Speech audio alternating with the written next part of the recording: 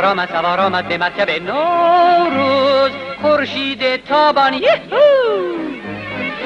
خوشم که عمر دی سر آمد رنجم بگرفته پایان یهو. بیا که خوش کنم دلم به روی تو شادم کن در این نوبهاران. دور سرما رفته غم به یک جا رفته پا بکوبیم یاران. به من تو بادا سال نو فرخنده، به سال نو گردد ما را لب پر خنده. ستاره بختت چون مهر تابنده، به همه کسان به همه یاران خوش و خرم روزگاران.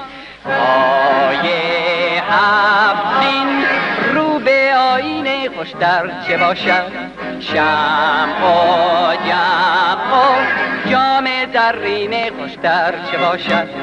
عیدی از آن یار دیرینه خوشتر چه باشد. گیرم در آغوشش میگویم در گوشش 100 سال به این سالا.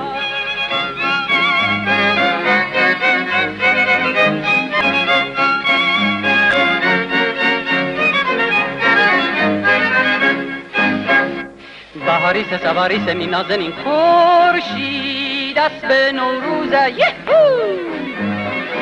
خوشم که دیوزم به نصر پاجیر دل باز پیروزه یهو. بیا و خوش بکن دل جیت رو به حال او پارسال سوزه یهو. سوز سرما بوش و غم به یک جا بوش و باب کبیم یاران. طرب به فرخنده تازه سال میره هم تره به من خوشی یا اقبال میره هم تره به شادی در همه حال میره هم به همه یاران به کسو کاران خورم به روزگاران. هفتینه ور رو به آینه خوشتر درم من، شمع و جمع و جام زرینه خوشتر درم من. عیدی از اون مهر گنجینه خوشتر درم من.